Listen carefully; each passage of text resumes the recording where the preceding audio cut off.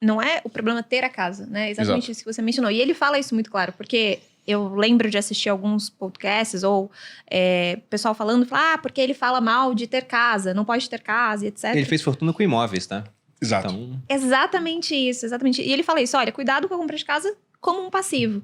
Então, poxa, faz sentido estar investindo, vai comprar para morar, a ideia é ser um passivo, entender também, do ponto de vista, vale a pena financiar? Se vai financiar tabela price, tabela saque, as pessoas não entendem isso. Uhum. E é algo que você precisa entender para saber fazer a melhor escolha. Então, ele até comenta sobre questão de oportunidade também, quando ele fala de imóvel. Então, às vezes as pessoas não financiam, mas eles compram à vista um imóvel, e aí eles ficam com o dinheiro todo imobilizado, passa uma oportunidade, perde e, de repente, não chega, sequer fez essa conta. Se valia a pena endividar ou não valia a pena endividar. Sim. Saiu no começo desse ano, né, uma notícia de que ele estava com mais de 1 bilhão em dívidas de dólares, alguma coisa assim.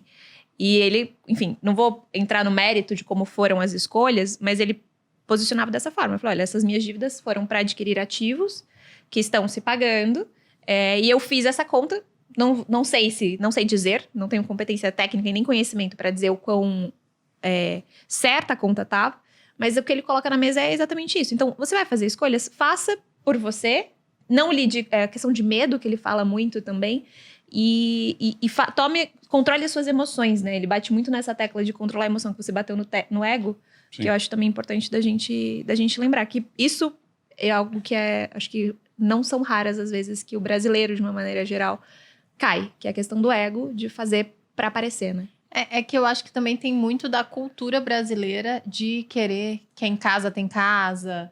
As pessoas aqui têm muito de tenho que comprar uma casa, a casa é muito importante. E eu não tiro mérito, eu quis ter a minha casa. E toda vez disso. Que a gente fala isso, vem um monte de gente meter o pau, né? Porque o Bruno... É preciso fazer a conta, não dá pra colocar tudo num balaio só. Entre uma pessoa que tem bastante recurso financeiro e consegue comprar uma casa e isso ser uma porcentagem pequena do seu patrimônio, é diferente da pessoa que compra a casa e a casa nem é dela, é a casa mais a dívida. Então, é bem mais complicado, tem que fazer a conta. E as pessoas não fazem a conta, elas só veem o nome. Não, o brasileiro, ele é horrível em conta. Ele não faz conta. Eu digo isso porque a minha mãe, por exemplo, tinha um negócio, ela quebrou vários negócios, super empreendedora, mas ela nunca foi boa de gestão. E uma vez eu fui no último negócio dela, que era uma hamburgueria, fazia um hambúrguer excelente. Era em Palmas, né? Já tem tempo isso já. E aí eu falei, mãe, quanto você ganha por cada hambúrguer vendido? Ela falou, não sei. Eu falei, mas vamos fazer a conta aqui então. E aí a gente viu que ela era uma empreendedora social. Porque ela não tinha lucro. Ela tinha até um leve prejuízo, na verdade. Porque ele estava sendo financiado com dinheiro meu. Mas o hambúrguer... O hambúrguer era muito bom. Era muito bom, isso eu garanto. Por que eu digo que era uma empreendedora social? Porque ela empregava pessoas que estavam satisfeitas. O cara que comprava o hambúrguer por um preço abaixo do custo estava satisfeito. Qualidade altíssima. Ela tinha uma empresa no Simples, então o imposto era pago sobre faturamento, não sobre lucro. O Estado estava satisfeito. O único insatisfeito era eu e ela.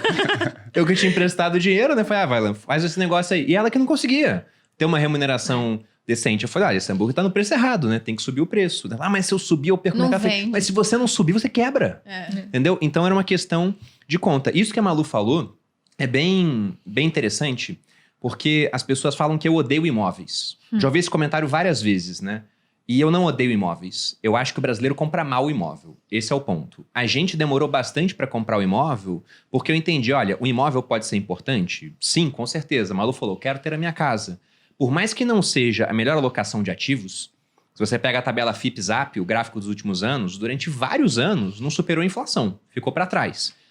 Mas tem imóvel e Balneário Camboriú que dobrou de preço. Se o gráfico do Brasil ficou mais ou menos em zero durante um período longo e em um local dobrou de preço, então em outros caiu muito, para que esse gráfico ficasse abaixo da inflação. Então pode ter exemplos específicos, mas no meu caso eu pensei, essa não vai ser a melhor alocação, só que minha vida não é uma planilha.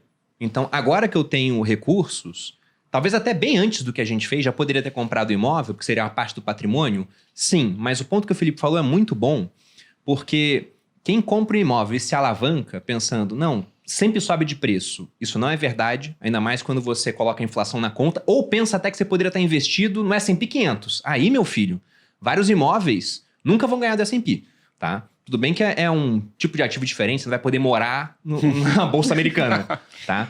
Só que o ponto é, pensando como investimento, muita coisa pode ser melhor. E tem risco imóvel, pô. citando agora as enchentes no sul, então tem gente lá que se alavancou para comprar um imóvel, que agora veio a enchente e o cara fala, não, vou ter que mudar de cidade.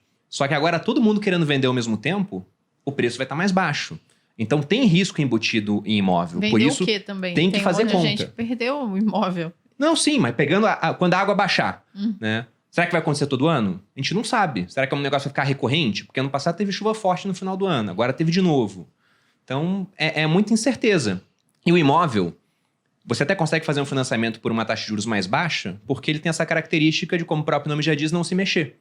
Então a garantia está lá, parada, plantada no mesmo local. Isso é bom para você poder financiar juros mais baixos e é ruim porque você não consegue tirar o imóvel de uma localização que você viu que agora não é mais interessante. Então tem que pensar muito bem antes de fazer uma dívida, que na minha opinião é uma das escolhas mais importantes da vida de uma pessoa, porque como o Felipe falou, o cara dá 20% de entrada e financia o resto em 35 anos. E uma coisa que eu via também no Exército, vários amigos meus fizeram isso. Quando eu formei na Academia Militar em 2010, política socialista, todos ganham igual. Eu era o primeiro de turma da artilharia, o último ganhava a mesma coisa que eu. E a primeira decisão que a gente tomou, que já mudou algumas pessoas de patamar, foi que carro comprar. E aí eu tinha amigos que compraram um Palio e tinha amigos que compraram um Corolla. E aí o que acontece é, o cara do Palio e do Corolla ganham igual. Só que o do Palio gastava na época R$1.000 para se deslocar com um carro que era em si confortável, mas nem tanto. Do Corolla, o banco era muito melhor. Só que o seguro era mais caro, o IPVA era mais caro, as despesas de manutenção eram mais caras. Se bater. Custo de bater mais caro. oportunidade. O cara do Palio, ele parava em qualquer cantinho, não se importava muito. Do Corolla, não, tem que parar aqui, vou pagar o guardador, parar no estacionamento. Então, quando ia ver, um cara gastava muito mais do que o outro, sendo que eles ganhavam a mesma coisa. Então, quando você pega essa definição do Kiyosaki de ativo e passivo, ambos tinham passivo, só que o Corolla era um passivo mais pesado do que o Palio. Porque ele tirava mais dinheiro, sendo que o cara não ganhava mais porque tinha aquele carro. Então, esse tipo de decisão, logo no começo, começou a atrasar a vida de algumas pessoas em comparação às outras que tinham gastado menos nesse passivo. E puderam investir para ter ativos que, com o tempo, gerariam fluxo de caixa para comprar esses passivos.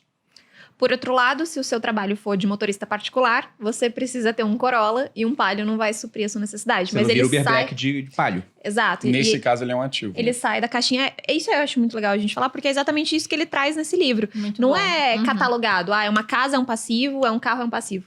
Então é você conseguir entender exatamente qual é aquele bem, né? Aquele patrimônio, digamos assim, onde realmente ele se aloca. Ele tá te gerando receita ou ele está só gerando despesa.